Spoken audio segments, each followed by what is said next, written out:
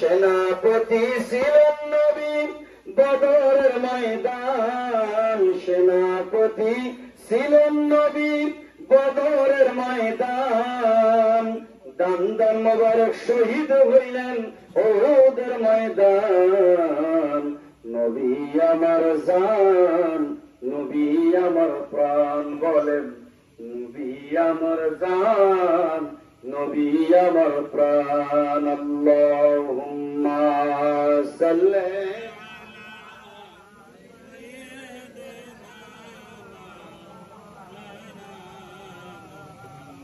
ওয়া আলা আলি সাইয়্যিদিনা। ভালো করে বুঝেন, একসময় আমি নিজে মিলাদ কিয়াম করতাম না, নিজেই তরিকতের বিরোধিতা করেছি। তরিকা মানে বুঝতাম এটা শিরিক, তরিকা মানে বুঝতাম ঈমান চলে যাবে, তরিকা মানে বুঝতাম এটা বেদাত, তরিকা মানে বুঝতাম এটা খারাপ, তরিকা মানে এটা বুঝতাম মাজারে সিজদা করে, যত রকমের খারাপি এগুলি বুঝতাম। কিন্তু আমার প্রাণের ভাইয়েরা, বায়াতের শুরুতে, তরিকার শুরুতে, বায়াতের শুরুতে আল্লাহর জবানে, কুদরতি জবানে, আল্লাহর কালামে আল্লাহ নিজে শোনায় দিয়েছেন।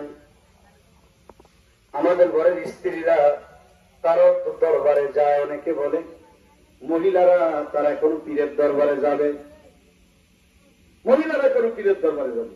এই পীর এগুলা দরকার কি? মহিলাদের ব্যাপারে তারা একেবারেই খারাপ জানে। এই আত্মীয় দরবারে এতই যদি খারাপ থাকতো তাহলে আর যাই হোক আমরা আমাদের নিজের ঘরের স্ত্রী তো দরবারে পাঠাইতাম না। কি বলেন, ঠিক না ভাই? এতই যদি খারাপ হতো আমার স্ত্রী কি দরবারে পাঠাইতাম? পাঠাইতাম না।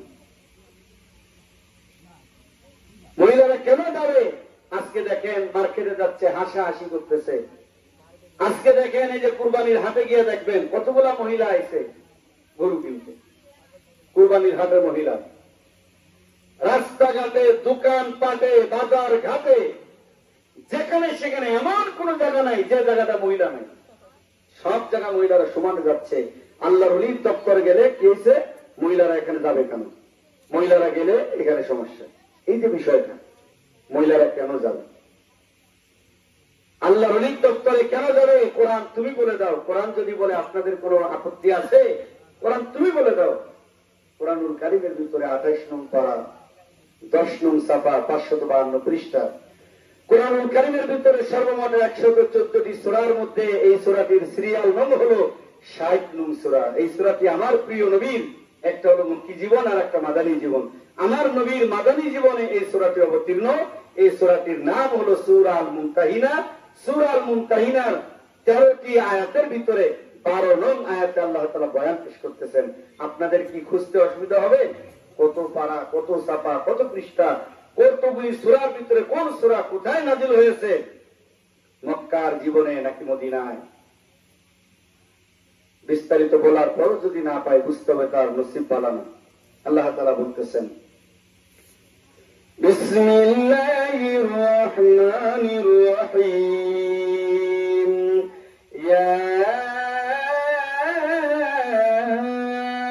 আইয়ুহান নাবিয়্যু ইযা জাআকাল মুমিনাতু ইউবাইউনাকা আলা আল্লা ইউশরিকনা বিল্লাহি শাইআন ولا يسرقن ولا يزنين ولا يقتلن أولادهن ولا يأتين ببهتان يفترينه بين أيديهن وأرجلهن ولا يعصينك في معروف فبايعهن واستغفر لهن الله إن الله غفور رحيم। আরো জোরে বলেন, কষ্ট হয়। আল্লাহর ভাষায় আল্লাহ শোনায় দিতেছেন, ইয়া আইয়ুহান নবিয়্যু, আল্লাহ তাআলা প্রিয় নবী রাহমাতুল লিল আলামিনকে ডাকলেন। কত নানানি আমার নবীকে কোথাও ডেকেছেন ইয়াসিন, কোথাও ডেকেছেন তাহা, কোথাও ডেকেছেন ইয়া আইয়ুহাল মুজাম্মিল। কত নানানি আল্লাহ রাব্বুল আলামিন আমার নবীকে ডাকেছেন। আমরা কি নামে ডাকবো? কি নামে ডাকি বলো এই গোলামে প্রিয় হাবিব আমার, কি নামে ডাকি? গোলামের মতো শির কদমে রাখি প্রিয় হাবিব আমার, কি নামে ডাকি প্রিয় হাবিব আমার, কি নামে ডাকি? আমার প্রিয় ভাইরা, আল্লাহ রাব্বুল আলামিন কত সুন্দর করে বয়ান পেশ করতেছেন।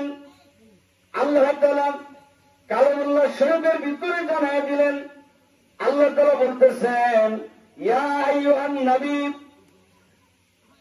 তিনার প্রিয় হাবিবকে ডাকলেন এবং বললেন ইযা জাআকাল মুমিনাতু, ঈমানদার নারীরা যখন আপনার নিকট এসে আনুগত্যের শপথ করে, যে প্রথম শর্ত মহিলারা বায়াত হতে পারবে, এটা বললে এখানে শেষ নয়। মহিলারা বায়াত হইতে পারবে কোন কোন শর্তে? আল্লাহ তাআলা এই আয়াতের ভিতরে শর্ত দিয়া দিলেন।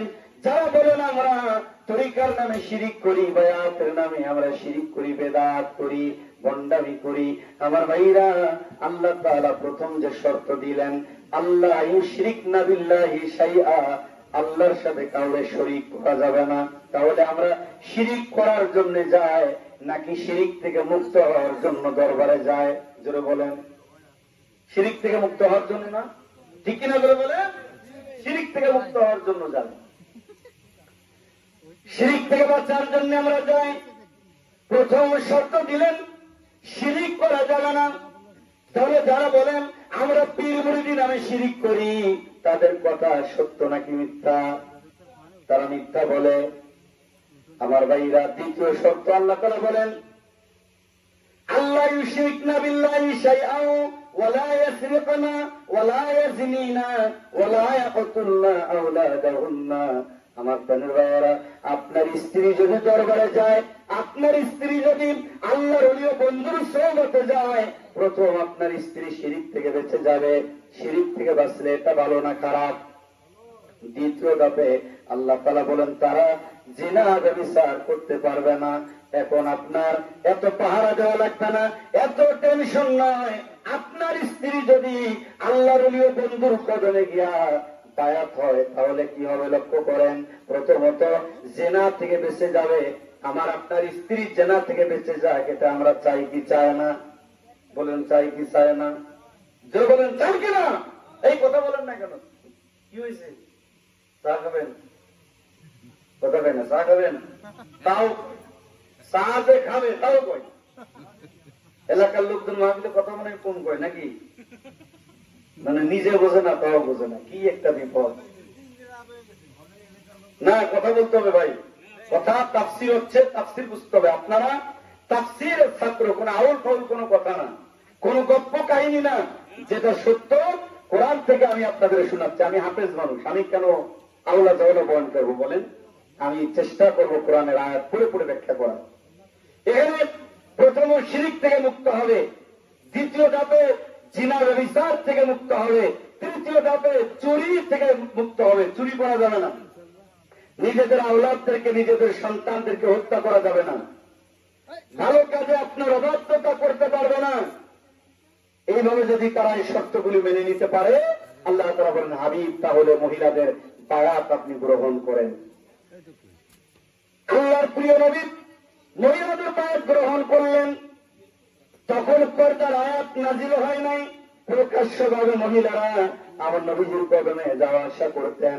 কিন্তু সাহাবায়ে কেরামগণের ভিতরে 2-4 জন মুনাফিক মার্কা সাহাবী ছিল। কি ছিল না? যেরকম মুনাফিক মার্কা, তাদের কুদৃষ্টি, কুধারণা, কুকথা, কথা বলার সময় কুকথা, ধারণা করার সময় কুধারণা, তাকানোর সময় কুদৃষ্টি, কুধারণা, কুদৃষ্টি, কুকথা।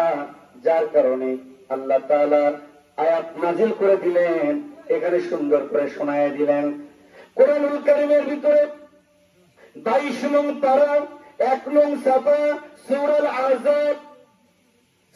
আযাবের 33 নং আয়াত আল্লাহ তাআলা বয়ান পেশ করতেছেন। আল্লাহ বলেন, ওয়াকারনা ফি বুয়ুতিকুন্না ওয়ালা তাবাররাজনা তাবাররুজাল জাহিলিয়াতিল উলা।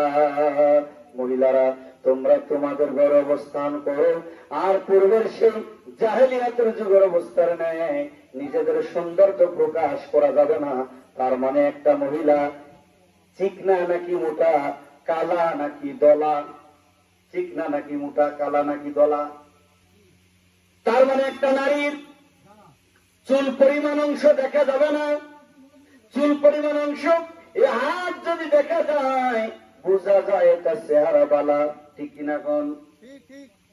মহিলারা মহলে থাকবে, আওরাত মানে পর্দায় থাকবে। ঘর থেকে যখন বের হবে, ঘরের রূপ নিয়ে বের হবে, তার মানে হলো বুরকা পরে বের হবে। বুরকার জ্বালানা আছে, দরজা আছে, বুরকা পরবে, শরীয়ত সম্মত ঢিলে ঢালা বুরকা পরবে। টাইট বুরকা পরলে হবে না। আর চেহারা খোলা রাখলে পর্দার হওয়া কাদাই হবে। রাস্তাঘাটে বের হয় নারী নামে বুরকা পরে, বুরকার মতো বুরকা পরে মুখটা খালি করে। রাস্তাঘাটে বের হয় নারী নামে বুরকা পরে, বুরকার মতো বুরকা পরে মুখটা খালি করে। আবার সত্য কথা বললে আমি ভালো হব না, সত্য কথা বললে আমি ভালো হব না। পর্দা নামে বুরকা পরে, পর্দা কিন্তু করে না। সত্য কথা বলছি আমি, রাখত কেহ কহিল না। নারীর পোশাক পুরুষ পরে, পুরুষের পোশাক নারী। এমন পোশাক পরে আবার ভদ্র সাজে ভারী। লিপস্টিকের ঠেলায় ডাডি আব্বা ডাকে না, বুঝেন না? মানে আব্বা ডাকলে লিপস্টিক তো সেবড়াই যাবে। এখন কি কয়, গাল ফাঁকা রেখে কি বলে, ড্যাডি ড্যাডি। ড্যাডি বললে তো আর দুইটো এক জায়গা হয় না। লিপস্টিকের ঠেলায় ড্যাডি আব্বা ডাকে না। পর্দা নামে বুরকা পরে, পর্দা কিন্তু করে না। সত্য কথা বলছি আমি, রাখত কেহ কইল না। আমার তারা ভাইরা, শরীয়ত সম্মত ঢিলে ঢালা বুরকা পরানো লাগবে। আর হাত মোজা পা মোজা পরবে, যেন কালা নাকি দলা এটা বোঝা না যায়। আমার প্রাণের ভাইরা, পর্দার আয়াত যখন নাজিল হয়ে গেল, রহমাতুল লিল আলামিন তিনি আম্মা জানদের মাধ্যমে তিনি মহিলাদেরকে বায়াত করাতেন। আমার খাজা ফরিদপুরি তিনি কখনো কোন মহিলার মাথায় হাত দিয়া বায়াত করান নাই। আহা, কত পীর সাহেবেরা আছে, মহিলা গিয়া কান্না করে আর বলে, বাবা বাবা গো, আমার তো বাচ্চা কাচ্চা হয় না। কয়, তোর বাচ্চা হয় না, চিন্তা করিস না, আমি তো আছি। নাউজুবিল্লাহ কোন। এখন এই বেজাল্লা পীর দিয়া আত্মশী পীর বুঝাইতে চায়। দেখেন, বেজাল্লা পীর দিয়ে আত্মশী পীর বুঝাইতে চায়। আত্মশী পীর কখনো কোন মহিলার মাথায় হাত দিয়ে দোয়া করছে? কোন মহিলার সাথে প্রকাশ্য দেখা করছে? কারণ হাত ধরে বায়াত করাইছে? কখনো পর্দার খেলাফ, বিন্দু মাত্র পর্দার খেলাফ করে না। আমার নবী রহমাতুল লিল আলামিন যেভাবে মহিলা সাহাবীদেরকে বায়াত করাইছেন, ঠিক তদ্রূপ একই তরিকায় একই নিয়মে আমার কেবলাদার মহিলাদেরকে বায়াত করাইছেন। বলেন, এটা ভালো না খারাপ? আপনার স্ত্রী যদি চুরি থেকে বেঁচে যায়, আপনার স্ত্রী শিরিক থেকে বেঁচে যায়, জিনা ব্যভিচার থেকে বেঁচে যায়, এটা আপনার জন্যই কল্যাণ হবে, ভালো হবে। সুতরাং আল্লাহর ওলির বন্ধুর দপ্তরে আমাদের স্ত্রী তারা দরবারে যাবে, তারা বায়াত হবে, এটা আমরা চাই কি চাই না? দরবারে পর্দার কোনো খেলাফ হয় না, পর্দার কোনো খেলাফ হয় না। ভিতরে মহিলাদের ভিতরে মার সাথে উপযুক্ত বয়সের ছেলে ভিতরে প্রবেশ করতে পারে না। একটা মহিলাকে বোরকা ছাড়া ভিতরে প্রবেশ করতে দেওয়া হয় না। সেই দরবার নিয়ে উল্টা পাল্টা কথা বলেন, পুরুষ মহিলা এক জায়গায় নাচানাচি করে, এই ধরনের কথা। আর বলছে কারা? যারা বলছে সে কোনো না কোনো মসজিদে ইমাম, কোনো না কোনো জায়গায় সে জুম্মা পড়ায়, কোনো না কোনো মাদ্রাসার সে শিক্ষক। এমন একজন মানুষ যদি এভাবে মিথ্যা কথা বলে, তাহলে সমাজ, এই জাতি যাবে কোথায়? মোবাইলে দেখায়, এই দেখো, ভিডিও দেখায়, এই দেখো কি তো বলে যে আত্মসী দরবারে দেখো উরস মাহফিলের নামে কি হচ্ছে, অর্থাৎ ব্যানার লেখা উরস মাহফিল। এখন এই উরস মাহফিল আমাদের এখানে কি লেখা হয়? মহাপবিত্র বিশ্ব উরস শরীফ, নাকি বলেন? মহাপবিত্র বিশ্ব উরস শরীফ। আর এদের ব্যানারে কি থাকে? উরস মাহফিল। এখন উরস মাহফিলে মহিলারা নাচানাচি করতেছে, পেটে পিঠে কাপড় নেয়, মাথায় কাপড় নেয়, নাচানাচি করতেছে। কয়েকজনে ঢোল ডুবি বাজাচ্ছে চুলালা, আর মহিলা কয়েকজন নৃত্য দিচ্ছে, গান টান গাচ্ছে। এই দৃশ্যটা এনে তারা লাগাই দিচ্ছে, এই দেখো আক্রোশী দরবারে উরসের নামে কি হয়। আচ্ছা আপনারা বলেন, এই যে এখানে আমরা ওয়াজ নসিহত করতেছি, আপনাদের মাঝে মনে হয় দিচ্ছে একটা মহিলা পুরুষের মাঝে বসে আছে, নাকি বলেন? আপনার কি এক জায়গায় বসে আছেন সব? মহিলারা কি পর্দা আড়াবে না? আড়াবে। আক্রোশী এই ধরনের শরীয়ত বিরোধী এই ধরনের গান বাজনা হওয়া তো দূরের কথা, আক্রোশী তো দূরের কথা। আক্রোশীর অনুসরণ আমরা যারা করি, আমরাও কখনো কোথাও কোনো জায়গায় কোন জাকের কি এই ধরনের গান বাজনা শরীয়ত বিরোধী এইভাবে নাচানাচি এইভাবে